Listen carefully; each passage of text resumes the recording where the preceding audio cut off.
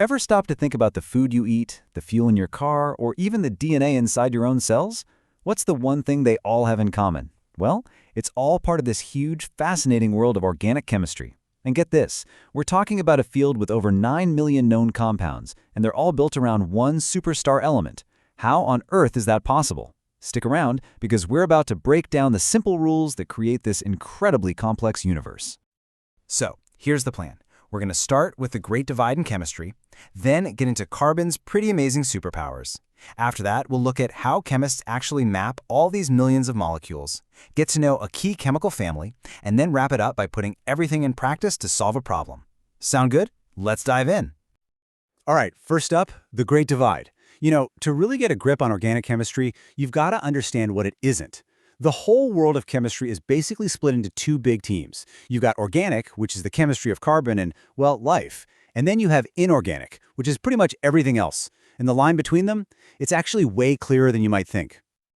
So this table here really lays it all out for us. Look at organic compounds on the left. They're kind of like a minimalist's toolkit. It's mostly just carbon and hydrogen with a few others thrown in. They form these really complex chains, which is exactly why they don't dissolve in water. Like oil in water, right? They also have low boiling points. Think about how fast alcohol evaporates off your skin. And here's the kicker, they can be used as fuel. We're talking about the wood in a campfire, the gas in your car, even the sugar that powers your body. Yep, that's all organic chemistry in action.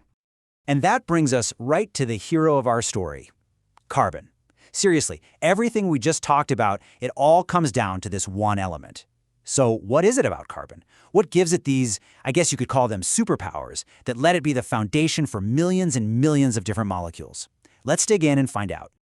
Which leads us to the big question, right? Why is there this huge imbalance? I mean, we are talking about an entire universe of carbon-based molecules that just blows every other type of compound out of the water in terms of sheer numbers. And the answer? It's actually pretty simple and elegant. Just to put this into perspective for you, scientists have identified over 90 lakh distinct organic compounds. I mean, that number is just staggering, and it's growing every single day. So how? Well, it all boils down to three really unique properties of the carbon atom. And here they are, carbon's three big superpowers. First up, its valency is 4. That just means it can form 4 strong bonds. It's like it has 4 hands ready to link up with other atoms in any direction. It's the ultimate connector. Second, you've got this thing called catenation. We'll come back to that in just a second. And third is isomerism. This is wild. It's the ability to take the exact same chemical formula, rearrange the atoms, and poof, you get completely different compounds. But out of all these, the real game changer is catenation. Catenation. Yeah, this is the big one. It's carbon's special talent for linking up with, well, itself. It can form these incredibly long and stable chains and rings. The best way to think about it is like Legos. It's a block that can just keep connecting to other identical blocks over and over without the whole thing falling apart.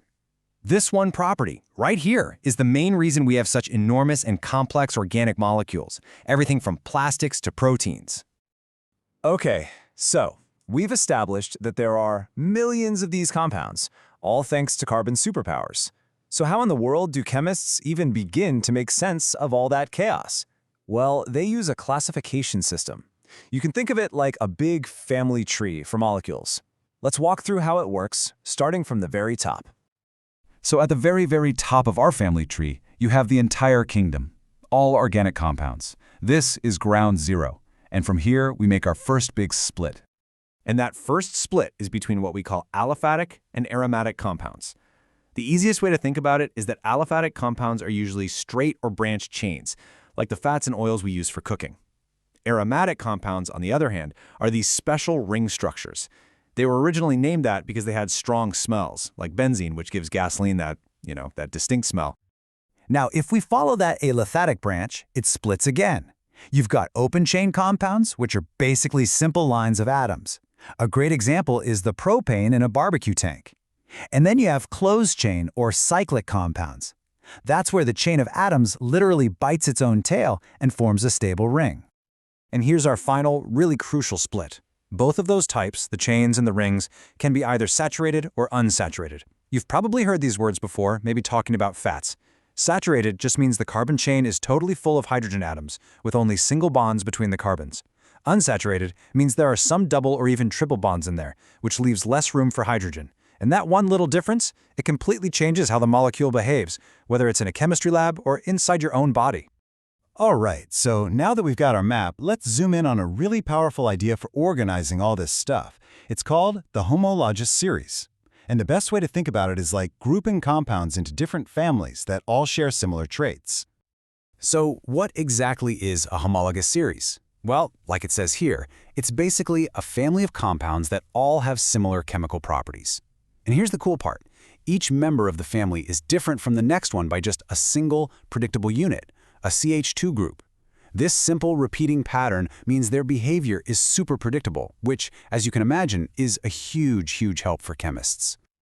And this table with the alcohol family just illustrates it perfectly. Just look at the formulas. To get from methanol to ethanol, what do? We add a CH2 group. Then from ethanol to propanol, yep, another CH2. It's like a perfect, predictable staircase. And every single compound on this list shares those core properties that make it an alcohol.